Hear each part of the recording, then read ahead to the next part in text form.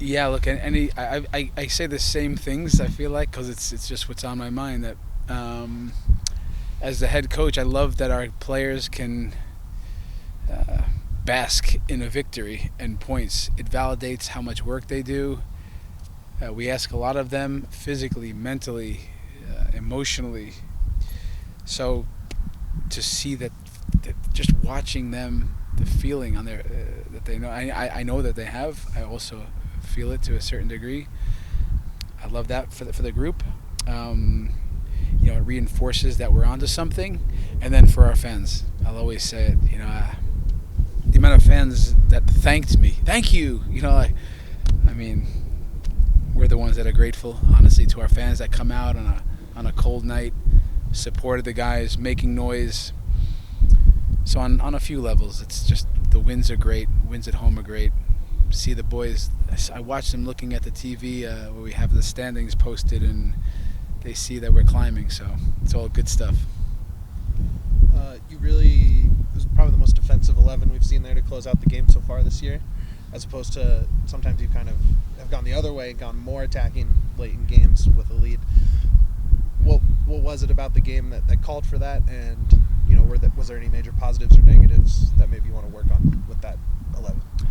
Well, if you look at the availability of players on the night, we had 3 natural attackers. They all finished the game, right? So we still had counter threats out there.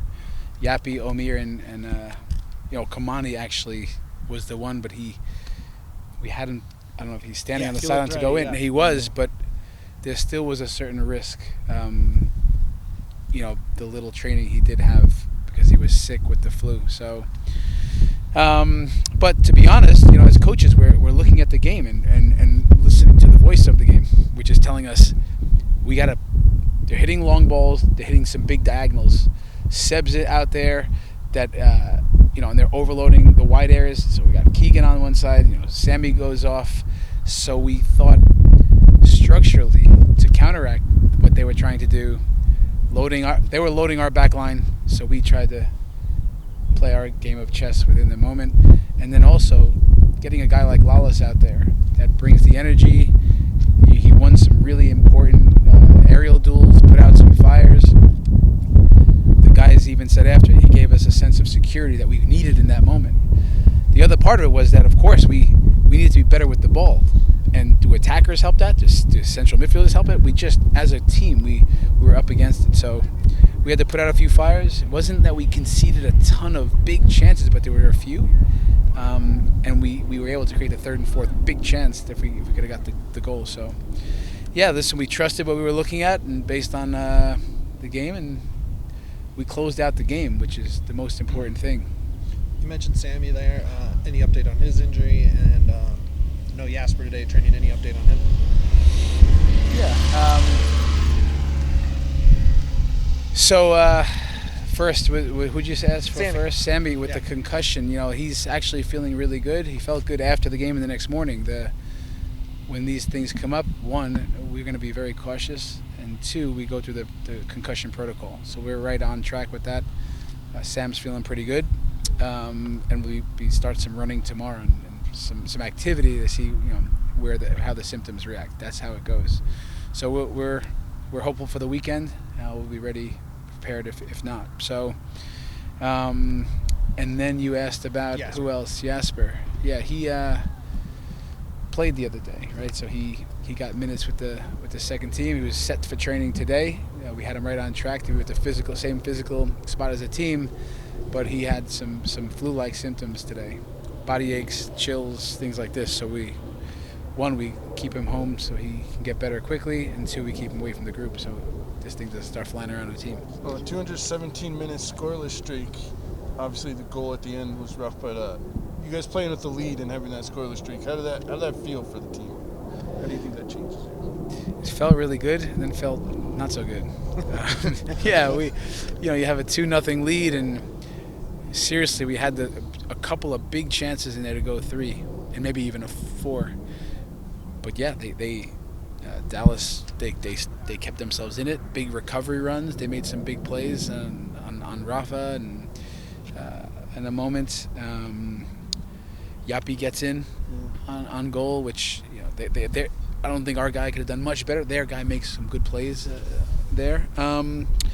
But yeah, playing from the lead we like this. We think you're going to win more often than not, just statistically. So we like that we were able to score. We like that we were able to score a couple. But playing from leading positions, it's a little tricky at times because teams then become more fearless and they start throwing a lot at you, and sometimes the momentum can shift. So it's good for us to learn and what those moments are like, and so we can get better at meeting those demands and hopefully have more moments that we can defend from the leading positions. You talked about Kamani a little bit, but just a bigger question. What's his best attribute? His best attribute, in my opinion, is that he's just a 1v1 threat. Speed, quickness, can unbalance that back line, runs off the ball. That natural ability to shiftiness.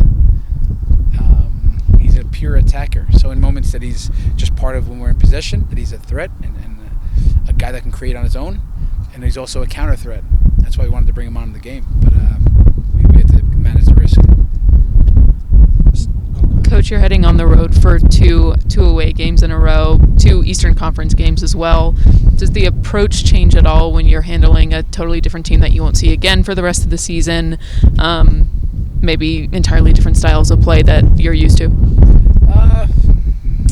Yeah, look, the next 2 games will be very different in itself, but yeah, you come across opponents you don't know as well from just the experience of our guys versus their guys, but same goes for them to us.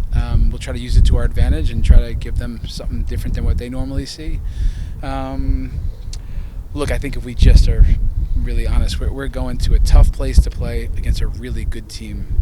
They've bolstered their squad. They've added some nice pieces. The league MVP from last year.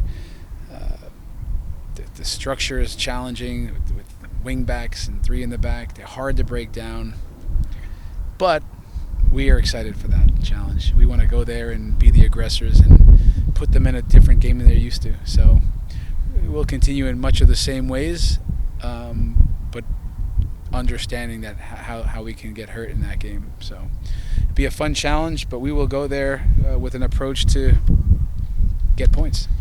Seems like the team is in good spirits, having a good time of practice, celebrating, but it also seems like the work rate hasn't slowed down at all. How do you work that balance when things are going so well, but obviously there's still more to work on with the new system and new players and all that?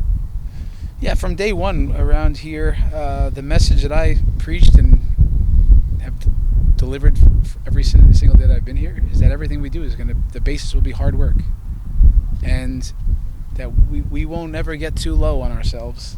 And I referenced the Portland game, potentially a defining moment for us. And we don't get too high. So the boys are realistic. It's what makes so many of them good. That they know we were really good the other night for a long stretch, but they know in those good stretches we could be better. And then they know when things get a little tough, there's ways to get better. So myself and the coaching staff, we're a humble group. We're very realistic. We believe we know what we're looking at. So then we leave that game saying, okay, let's ride the momentum of good energy and a good spirit within the team. But then how can we get right back to work with some good video today? We had unit meetings today, and then we don't waste a day to try to get better. We say 1% better. So yeah, that part's not that hard. Our group, they're hungry.